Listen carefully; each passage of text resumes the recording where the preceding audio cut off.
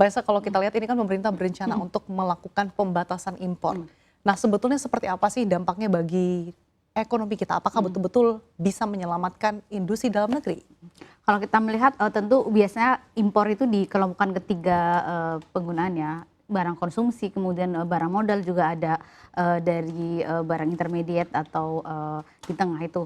Nah, sebenarnya kalau kita melihat memang kalau kita harus akui ada beberapa bahan, misalnya barang modal dan mungkin barang material yang tidak bisa kita produksi sendiri ya. Dan juga soal konsumsi juga ada barang-barang yang memang tidak bisa kita produksi. Contohnya paling gampang itu gandum ya. Tapi kita harus lihat juga bahwa sebenarnya banyak sekali barang-barang yang kita impor bisa loh tersedia di sini. Kalau paling gampang mungkin kalau pangan itu kita lihat ada soal garam, kemudian juga kedelai gitu. Tapi memang impornya itu sangat-sangat tinggi dan di produksi yang manufaktur ya, seperti mungkin kayak sepeda, terus kemudian kosmetik dan yang lain-lain itu juga sebenarnya banyak yang bisa diproduksi dalam negeri. Karena mungkin biasanya kalau diimpor itu ada harga yang mungkin lebih murah, jadi bisa mematikan industri dalam negeri itu yang ingin dicegah oleh pemerintah ya. Karena bagaimanapun kalau kita ada produksi dalam negeri itu akan berdampak ke tenaga kerja, penerimaan negara dan lain-lain. Sementara kalau impor sendiri mungkin dampaknya tidak akan terlalu besar ya. Mungkin itu yang kemudian membuat pemerintah membatasi, karena kalau kita lihat lumayan besar memang kalau di BPS sendiri barang konsumsi sampai kumulatif Januari Agustus itu sudah 14 miliar yang naik sekitar 7,7% ya. Sementara kalau bahan baku penolong itu justru kumulatifnya turun. Artinya memang konsumsinya tengah meningkat karena ada perbaikan ekonomi dalam negeri. Biasanya kalau ekonomi kita memang sejalan, pertumbuhan kita naik, impornya juga akan naik ya.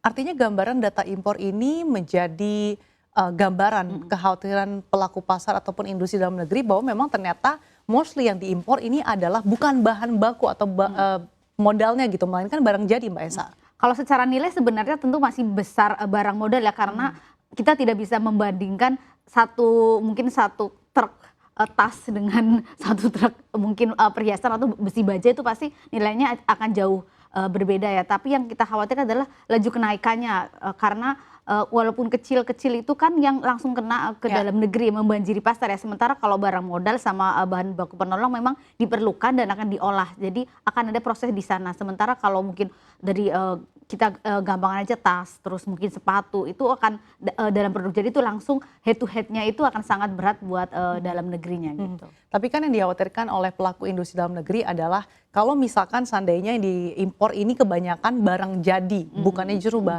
barang modal atau bahan baku. Tanggapan Mbak Esa seperti apa? Berarti memang lebih baik dibatasi, tapi walaupun kita harus memilah-milah lagi ya, jangan seperti menggebuk semuanya, harus dilihat mungkin sebenarnya juga ada bahan-bahan dari yang sebenarnya mungkin kita tidak bisa produksi di dalam negeri atau substitusinya belum ada gitu. Jadi kalau melihat beberapa daftarnya sebenarnya memang seharusnya sudah bisa diproduksi di dalam negeri ya. Karena seperti mungkin tas, sepatu itu bisa diproduksi sendiri, walaupun ada tentu saja jenis-jenis tas dan jenis-jenis sepatu yang juga tidak bisa diproduksi oleh dalam negeri ya. Tapi kalau ada kepentingan soal tenaga kerja, soal ketahanan industri dalam negeri, pemerintah pasti akan memikirkan itu nomor satu daripada mungkin kayak penerimaan negara atau sebagainya. Tapi apakah dengan dibatasinya impor ini menunjukkan bahwa industri kita juga sudah siap? Tadi Mbak Esa mengatakan kalau beberapa bahan baku ataupun mungkin industri dalam negeri sebenarnya sudah bisa untuk mengolahnya sendiri. Kalau yang dilihat dari karakteristik yang akan dibatasi, seharusnya kita sudah sangat siap ya, karena barang-barang itu emang bisa diproduksi dalam negeri. Berbeda mungkin kalau seperti saya bilang ya, mungkin kayak bahan gandum, terus kemudian ada beberapa memang yang mungkin ada beberapa jenis plastik atau apa yang tidak bisa kita produksi sendiri, artinya memang membutuhkan barang-barang dari impor untuk mungkin menjadi campurannya atau menjadi mungkin bahan utamanya gitu. Tapi kalau kita lihat yang barang-barang konsumsi yang bukan membahayakan, artinya sudah membanjiri pasar kita nih.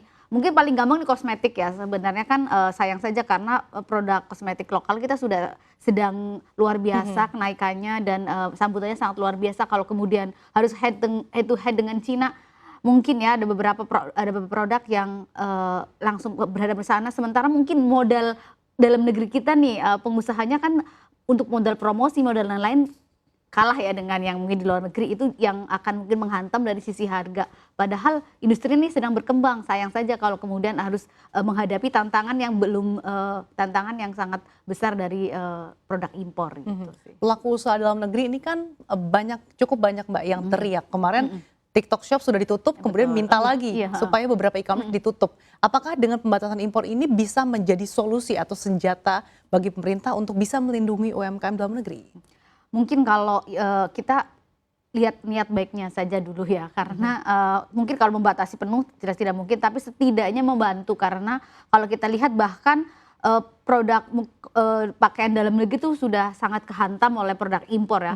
Mungkin saya kalau lihat mungkin bahkan ke Tamrin situ tuh banyak sekali produk-produk baju impor yang lebih murah dan mungkin lebih lucu-lucu ya. Jadi itu akan membuat penjahit atau mungkin produsen kita kalah saing. Padahal produk seperti itu bisa kita bikin sendiri, tapi karena mereka lebih murah, kemudian karena membelinya dalam jumlah besar, jadi akan lebih menguntungkan kepada importirnya. Itu akan menghantam produk-produk dalam negeri itu yang harus jangan sampai itu terulang ya, karena sebenarnya kayak gampang saja mungkin baju-baju yang kita lihat diimpor itu ada loh yang sama saja dan kualitasnya juga tidak kalah bagus gitu.